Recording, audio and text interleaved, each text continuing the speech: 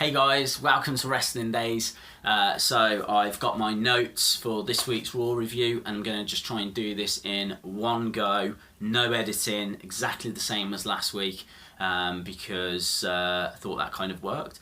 I want to do a shout out first, so Video Central Wrestling, really nice guy who gets in touch with me on Twitter. He's got a nice little channel. If you get a chance to check it out, jump over to Video Central Wrestling.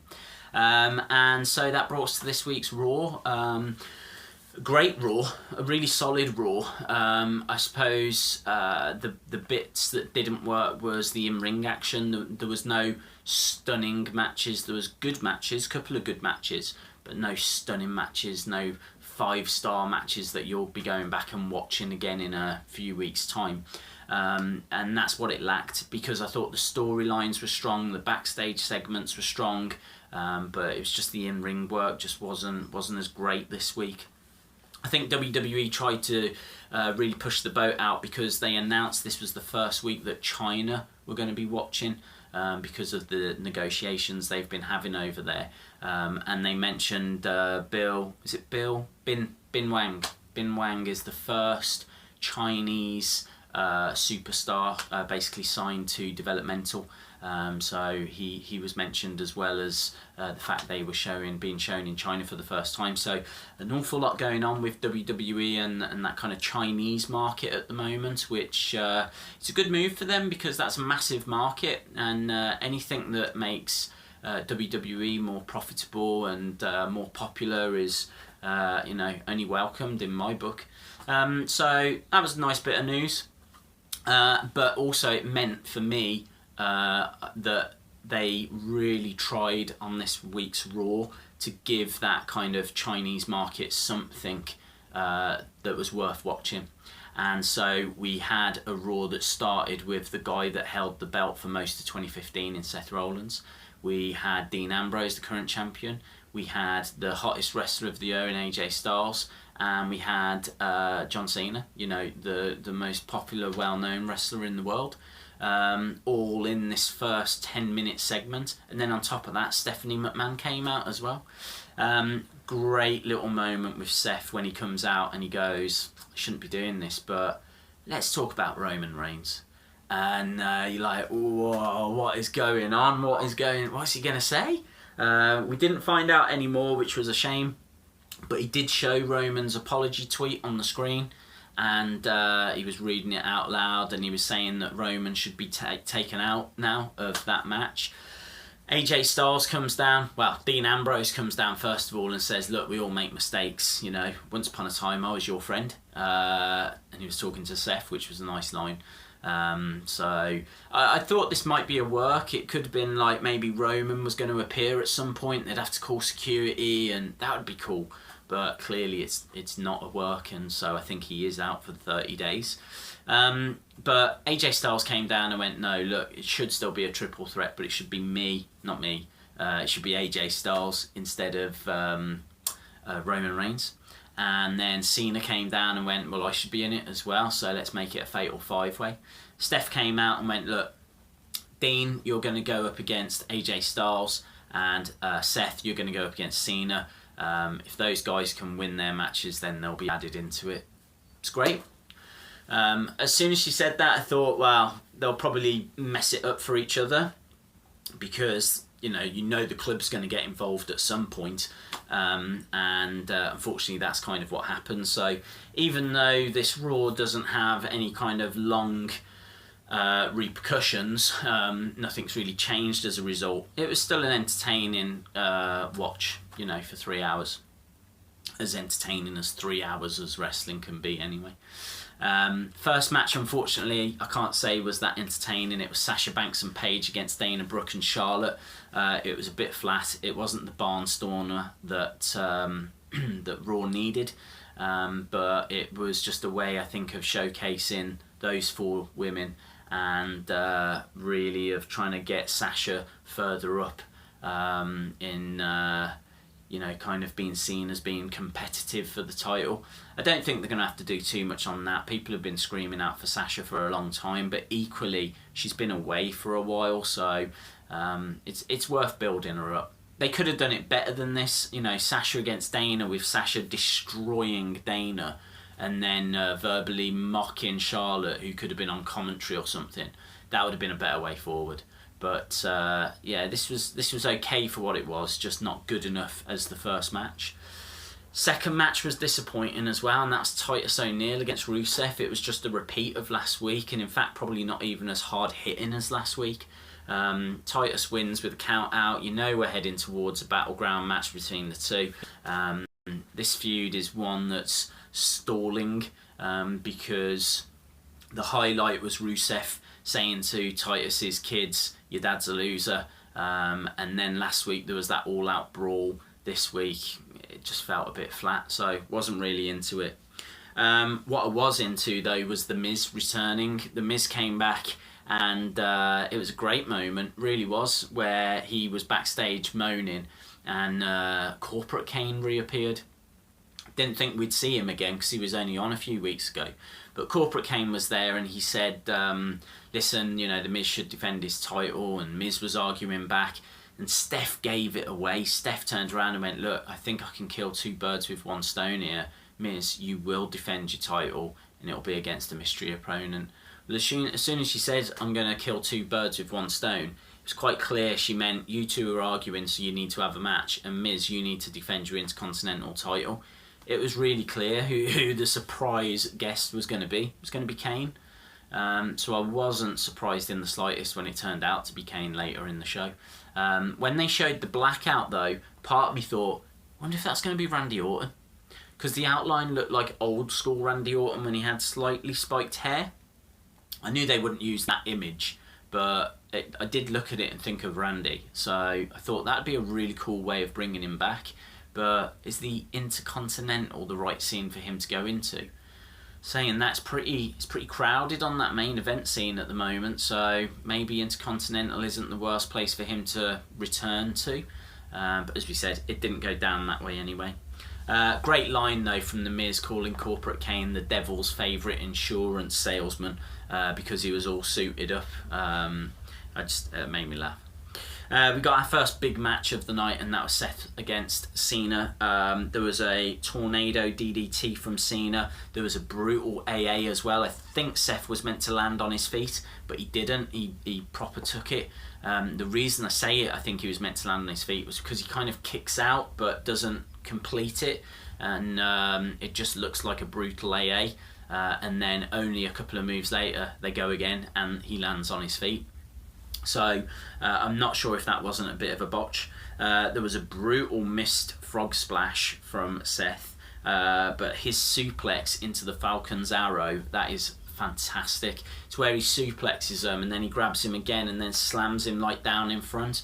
It's a great looking move. I just wish that it would pick up some victories for him because it deserves it. But Cena kicks out, and basically Seth wins with a pedigree, but that's after Cena gets distracted by the club. Which, is there anyone that didn't know that was going to happen? This match was good. It was a good match for Raw. It was a WrestleMania match, in all fairness, you know, the two of them, but it wasn't a WrestleMania quality match in the end. It was just good. Maybe these guys are going to be put onto separate brands, which is why WWE are happy to kind of not throw away this, but I don't know. It's going to be very difficult. Like it is with Sami Zayn and Kevin Owens, it's going to be very difficult to get people excited for seeing those two fight on a pay-per-view on the network when we only saw it last week. They've got to be careful with these things because they're just giving away so many big matches at the moment on Raw. What wasn't a big match was Enzo and Big Cass going up against Carlos Koch and Matt Waldy. I think that's their names. They were literally nobodies, and they got squashed in 40 seconds. This brought the Social Outcasts out, and the Social Outcasts were saying we're not soft, we're hard, and Big Cass was going, well, which one's the hardest? And then Social Outcasts were arguing amongst themselves. It was awful, absolutely awful. And I was just glad when it finished. I hope we don't get a Enzo and Big Cass versus Social Outcasts feud, because I really don't need to see that, but I'm worried that's where we're heading. After that, we had Big Show come in, and well, it was Big Show and Renee Young actually, both talking about a new partnership WWE have got with Special Olympics, which is pretty cool. And it was interesting to see Big Show in a suit, the biggest suit I've ever seen, talking and doing a bit of announcing. Just wondering if that's the direction he might be moving towards. After that, we had Becky Lynch against Summer Rae. This match didn't really get started because Natty was ringside. Felt sorry for Summer Rae because she came down to the ring, stood in the corner. Becky Lynch comes out. Becky takes her coat off, throws it at Summer Rae, and then Becky goes after Natty. And then that means that Summer Rae just walks to the back. That was all Summer Rae did on this week's Raw. Walk to the ring, have a coat thrown at her, walk to the back. What a job. I'm not massively into this Becky-Natty feud. I just don't buy Natty as a heel. But I do like Becky. I know I really like Natalya. So I'm watching it, but I can't say I'm really into it. But it was a nice beatdown. It was a good moment. It wasn't a chore to watch. Also, what wasn't a chore to watch was the fantastic highlight reel. This had Sami Zayn and Kevin Owens, and it was really interesting. Jericho's just having his best year, which I think is absolutely brilliant. Again, he was mentioning about the 69 tax, and he was talking about how much he doesn't like Sami Zayn. When the match was made for KO against Sami at Battleground, Jericho was making it out to be the biggest thing ever. It's like, right guys, it's going to be huge. It's finally going to happen next pay-per-view, Battleground. You're going to have Sami Zayn, Kevin Owens. It's like, Jericho, didn't you see Raw last week? It literally only happened last week. But he was trying, so fair play to him.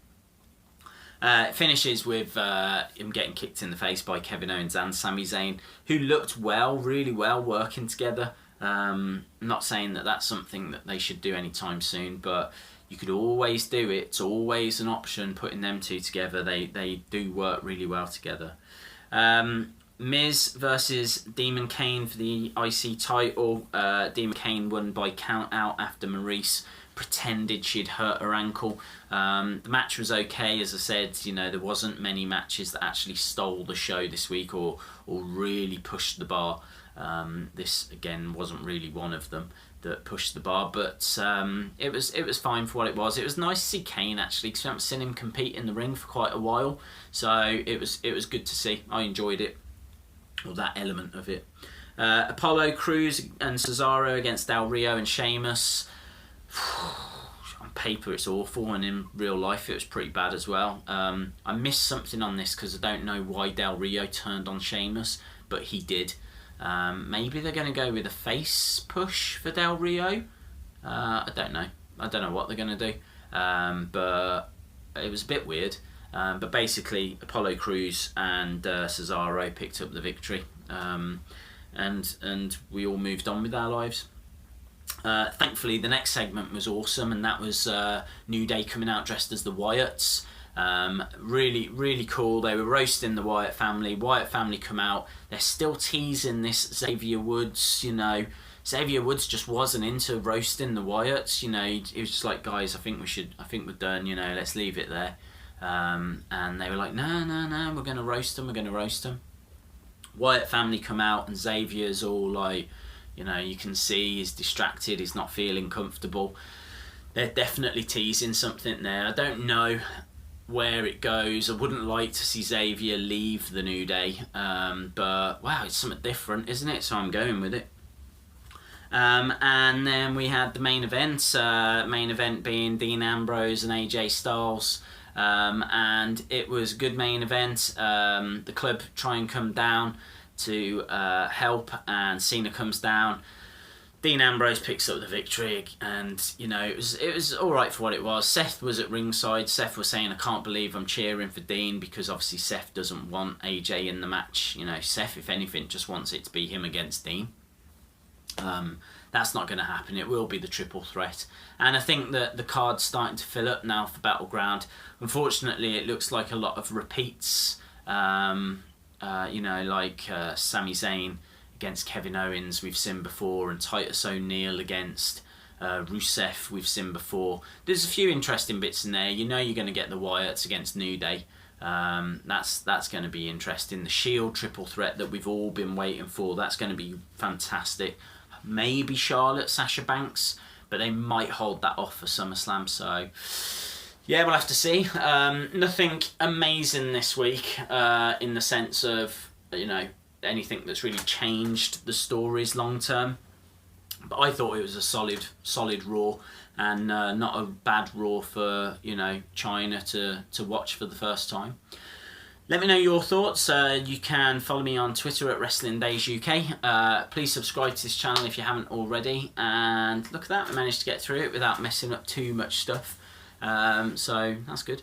And hopefully see you again next time. Bye for now.